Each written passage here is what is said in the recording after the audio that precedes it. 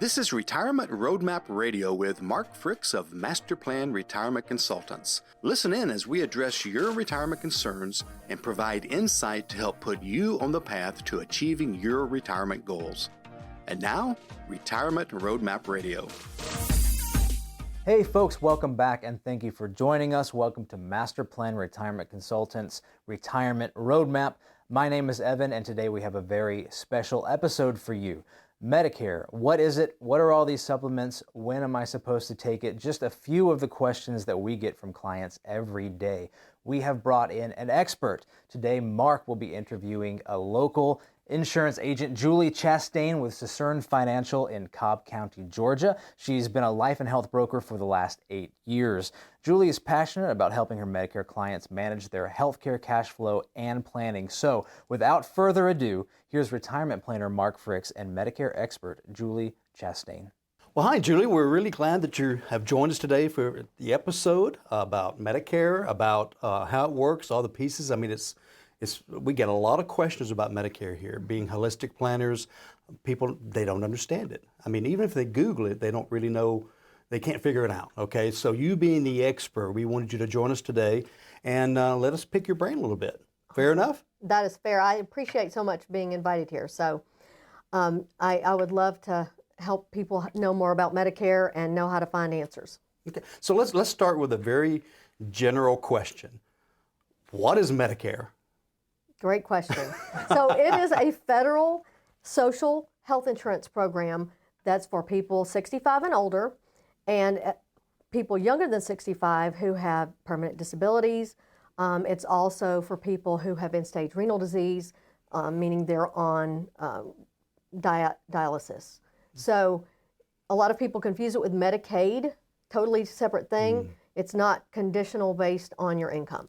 Right, so pretty much everybody gets it. Everybody can get it as long as they have, they get Part A if they've worked 40 quarters and paid into the system Social Security taxes for that time period, and then they have to pay for Part B. Okay. So that brings up the next question. Yes. What are the segments? What is A? What is B? We hear a lot about that. Am I paying for A? Do I pay for A, B? Tell me about that. Yes. All right. So Part A. That is hospitalization, to put it simply. It does also cover some skilled nursing care, hospice, and then some home health care. But that is earned, like I said, as long as you have worked or your spouse has worked and paid into the system 40 quarters, then you've earned Part A. And 40 quarters is 10 years. It's 10 years, that's correct. Good. And so that's one way to do it. Some people do opt, who don't have that background, they opt to pay for it and it can be expensive. Part B, on the other hand, most Americans pay for that, and that is classified as other medical, like doctor visits, like outpatient visits, blood, and some medicines that are delivered in the doctor's office. Okay, so Part B, most people in the United States pay this year $164.90 a month. Next year, it's going up to $174.70 a month. And does it go up every year? Well, it can go up and it can go down. It went down a little bit this year. Next year, it'll go up a little bit. So it waxes and wanes. And basically, something it's important to know, if 2 years ago you made above a certain threshold, you're going to pay this thing called IRMA, Income-Related Monthly Adjustment Amount, which sneaks up on some people. So that's tacked on to, there's a base Part B amount that I just mentioned, and then you could pay a higher amount according to the government chart. That's right, if you have more income, and they look back to 2 years. And so every year, they look back 2 years, and it changes as time goes on. Gotcha. So generally speaking, as a novice, I would say Part A covers buildings. If I'm in a building like a hospital or hospice, and a few other things as well. Part B is I go to the doctor, I get an x-ray. Would that be under B? If it's an outpatient x-ray, yes. Things like, okay, yes. Again, not in the hospital. Not in the hospital, that's right. Okay, that makes sense. Good.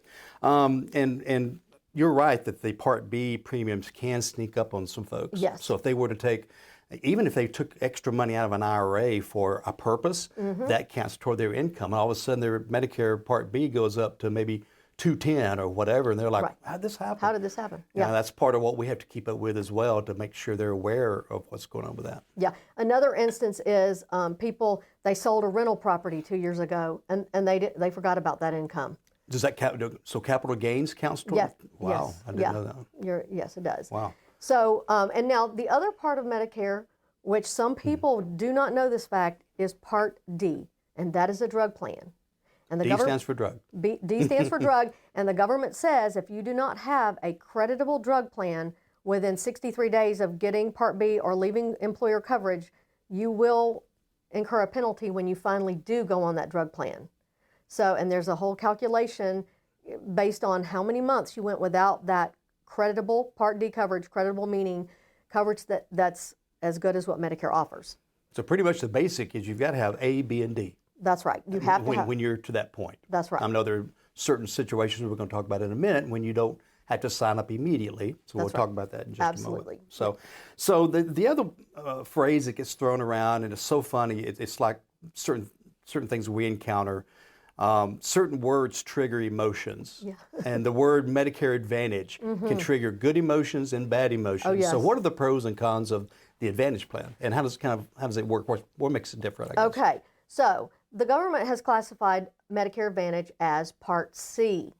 Okay. Okay, and if you get a Part C, you want to get one that has drug coverage included in it, unless you're a veteran and you get your drugs from the VA or some scenario like that. But if you get Medicare Advantage, get it with a drug plan. And so basically what happens with Medicare Advantage is the big advantage is that for most plans, not all, but most, you pay $0, even though you're still paying for Part B to the government. Mm-hmm.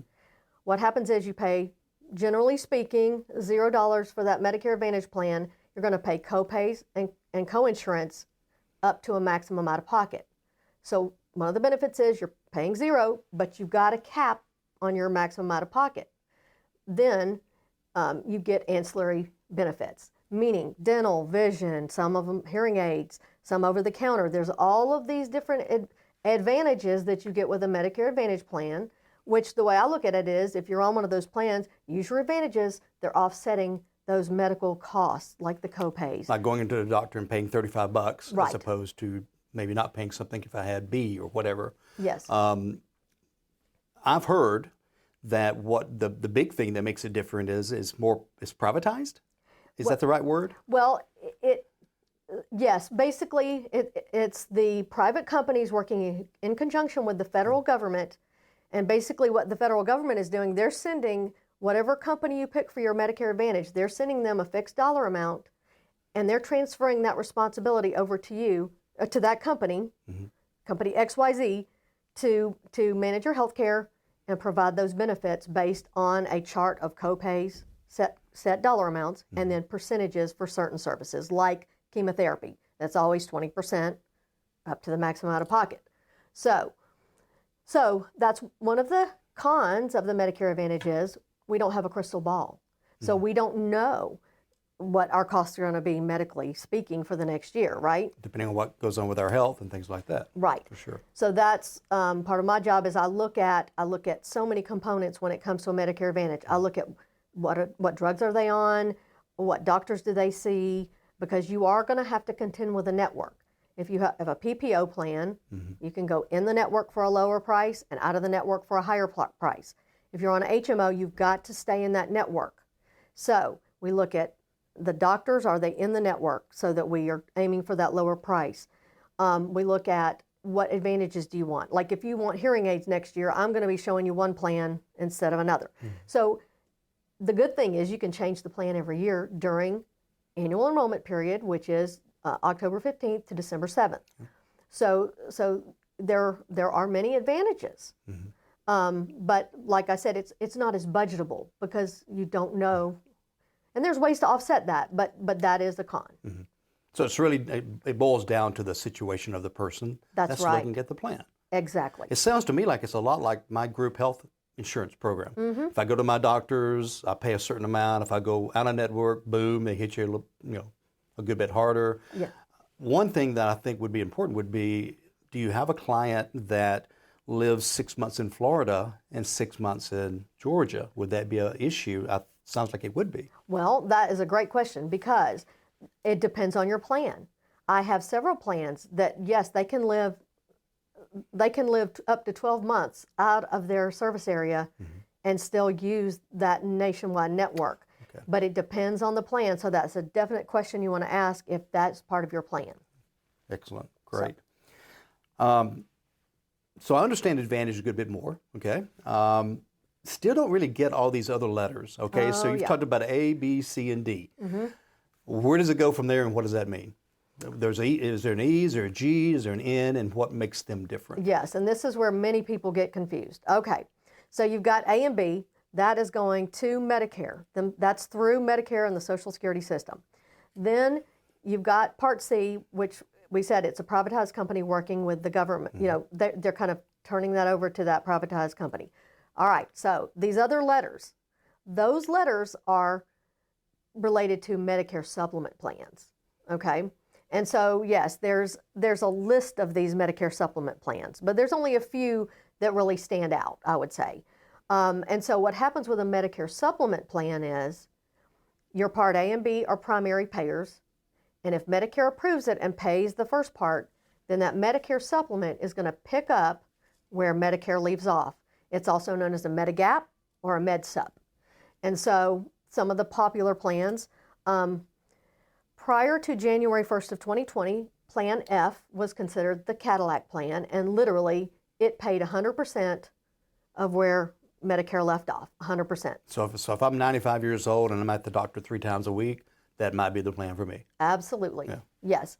And then the newer one after that is Plan G. It's going to pay everything except for the Part B deductible, which this year is a whopping $226. Next year it's going to be $240. So that has been very popular. Some newer ones, Plan N, it's going to be a lower premium. It's going to pay everything but the Part B premium, something called excess charges, which makes me nervous sometimes because excess charges can be up to 15% of the bill. And you have to pay co-pays at the doctor and the ER. So when somebody starts talking and they're, looking at that, I'm like, okay, maybe we want to look at a Medicare Advantage. But I will tell you, Mark, it really is about what somebody wants and what they expect from their plan. Yeah. And I would tell you about half of my customers choose Medicare Advantage and half choose Medicare Supplement plus a drug plan. If you go with that Medicare Supplement, you've got to get a drug plan. So it really is, I love educating people on it so that they understand the differences, because I'll say this, Medicare Supplement, if you want simple, then you want a Medicare Supplement. If you don't think about a network, you just go to any doctor or hospital that takes Medicare and you know exactly what to expect, you know exactly what to budget, because that cost isn't, if you're on a Plan G, you know exactly what your maximum out-of-pocket is going to be. Right. So it's very simple, budgetable, and for example, I have a lot of widows. Their husbands paid all the bills, handled all the decisions when it came to medical or insurance things, and so that's a customer who really appreciates a Medicare supplement. Well, it sounds like you work very much like we do, from a standpoint of let's discover what your needs are, let's see where you're at, and then put together the solution, as opposed to, hey, I've got 3 colors here, I think blue's good, here it is, type of thing. So without a doubt. I mean, it's a lot of really asking the questions of what do you expect, what do you want. And I will say this, which, so when somebody's turning 65, or if they're leaving their group employer, then this is their one chance to get on a Medicare supplement with no health questions asked. I want to talk about that more in just a second. We're going to take a quick little break here just for a reminder to visit the website, masterplanretire.com. Again, being holistic planners, we include folks like Julie that can step in and help fill some of the voids as far as education and matching up people with the right plan and that fits into the overall holistic retirement plan. So the website is masterplanretire.com. We offer complimentary consultations so you can start picking our brain about these kinds of things. And if you prefer the old-fashioned way, we actually have a phone, right? 770-980-9262. So you were getting into something that was kind of interesting there. Would you continue the thought? Okay, so refresh. Where did we land? So as we ended up that session, it brought a couple of thoughts to my mind. It's very confusing for a lot of my clients as to when you have to sign up. In other words, maybe they're still working. I know at 65 you have to sign up, except there's certain conditions when you don't have to. So is that A, is that B, is that both? And what are the conditions that trigger that? Yes, and I get these calls. I get panicked people calling me saying, Julie, my friend told me that I've got to sign up for Medicare. I don't want to leave my employer plan. They're paying most of the premium. Well, so here's how this works. If you are with an employer that has less than 20 employees, you need to sign up for A and B when you turn 65. If you are working for an employer that has 20 or more employees, then your employer has to provide that credible coverage I was referencing, okay? So in that case, you may opt to sign up for Part A because it's not going to cost you anything, okay? There's no cost to you. It won't hurt your current coverage? Correct. In fact, what will happen is it will help your current coverage. Like, for example, if you're on an employer plan that has a $4,000 deductible, well, what will happen is the employer plan will pay first, and then your hospitalization Part A will pick up all but that $1,600 Part A deductible. So you've just reduced your deductible. You filled in some gap. That's right. You filled in some gap. Nice. So, yeah, I would suggest you sign up for A. There's no cost. I would delay Part B personally, because once you sign up for Part B, that starts the clock ticking. You have 6 months on which to get a Medicare supplement if that's the route you want to take. So even if I'm under a group coverage, if I buy Part B, I've still got to buy a supplement. And certain carriers there's certain carriers that will take you anyway, but it's not a guarantee. Okay. Okay. So again, individual choice, individual consulting. That's right. To decide what's best. But it sounds like to me, if I'm 65, I would sign up for Part A. Right. But if I'm working for a larger employer, I would hold off on B, because that's an extra $165 plus or minus a month I'd be paying. And then I have to turn around and buy a supplement. That's right. A short time later. That's right. Okay. Or in many cases, it does pay to drop the employer coverage and pick up a supplement if that's the route you want to go. Depending on cost? Depending on cost, depending on a lot of variables. But that is why you need to sit down with somebody who has a consultative style and help you figure out what to do. And that's why we love using you. That's why we love referring people to you, because that's the style you have. You're not there to sell something. You're there to show them the best route. And I've had great feedback. So we appreciate you very much. So I'm kind of forgetful. So what if I forget to sign up? What if I'm just toiling along? I've actually had people forget to sign up for Social Security, and they're 73 years old. Yeah. Right? I believe that. And so if I'm 65 and all of a sudden I'm turning 66, and like you said, somebody at church or a neighbor says, hey, is Part B working out for you? And go, what's Part B? I didn't sign up for that. What happens? Okay. So if you delay, then you have to wait until the general enrollment period, which is January 1st to March 31st every year. That's a small window. So that's and when you go to sign up, you will have a Part B late enrollment penalty, which is 10% of the Part B amount for every year that you weren't on it. What if I'm in the higher income level and I'm paying $500 a month for Part B? Is it 10% of that? Yeah. Wow. And that's forever. No, actually, no, it's 10% of the base amount. Okay, good. It's 10% of the base. So no, it's not that drastic. So it's an extra $16 a month. So not as severe as I actually thought it would be.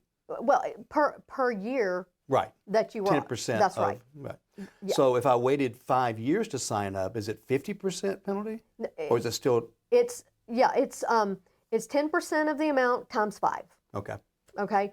And remember, if you didn't have that creditable drug coverage, you're also going to be penalized for that, which is a much smaller penalty, much smaller. But still. But it's money that you're unnecessarily spending. Exactly. Wow. We talked about the group health at work and things like that, and so I think I've got a pretty clear picture.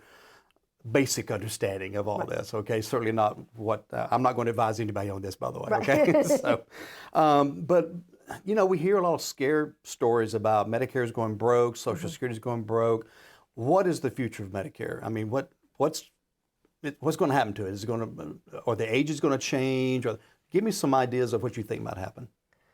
Gosh, I mean, that is the hardest question, Mark. It really is, because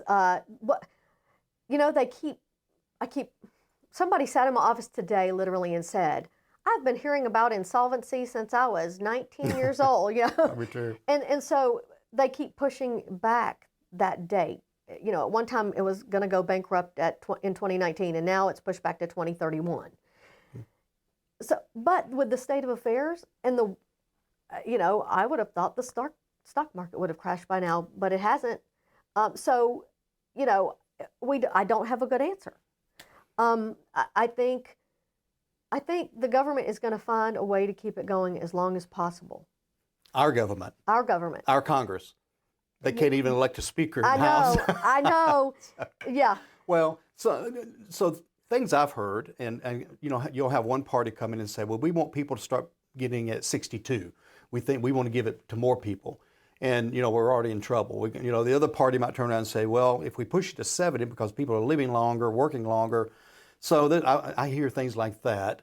I'm not sure how you can change the coverages. I'm sure you can cut back, but you got people that are living on Social Security only, right, and Medicare, or maybe they make it needs-based. I've heard maybe a little bit, maybe the more money you make, the less it covers, things like that. So it's a little scary. Yes, it is. It's all very... Yeah, and again, our government's having a hard time with bipartisanship right now. Right, exactly. So, and that, is that going to change or not? I don't know, but it is a little disconcerting, just like Social Security. Right. It's going to go not broke, but have a reduced amount if they don't change it by 2032, 2033.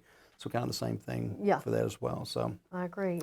It's all scary. Yeah. So any wrap up, anything that you think that we missed or should have talked about? No, I will just say, when you see these commercials on TV, really, run. Do not call that number, because those people are not necessarily here in the country, number one, and they're not really looking out for your needs necessarily. Right. And they're promising things that if you're on Medicaid and Medicare, both, you can probably get those things that they talk about on TV. But if you're not on Medicaid, you can't get all those benefits. All the free things and... Right. So wherever you are, you need to reach out to a local person in your community who represents many plans, who really does care about the community, and who will sit down and hash it out with you and figure out what's right for your individual needs. And that's a great point. And I have clients that tell me they get 12 letters a day from different companies wanting to sell them Medicare or whatever, and all that kind of stuff. And the problem with that is it's typically a captive company. So all their only choice would be that one company. Right. So I definitely don't like that. So really appreciate you being here today, Julie. This has been a great episode. I think this will help a lot of folks out. And so again, thanks, and we may have you back again sometime. Awesome. So maybe you can interview me. I would love to do that. Okay, sounds great. Thanks, Mark. So again, thanks for joining us. And this has been a great episode again about Medicare and all the moving pieces. We certainly want to mention one more time the website, masterplanretire.com. There's a treasure trove of information there. There's also a place you can actually schedule a time to meet with me, pushing a little button, and my calendar pops up, and we can do a phone call, a Zoom call, a face-to-face, whatever might work for you. So the great thing about the website is really just a treasure trove of information.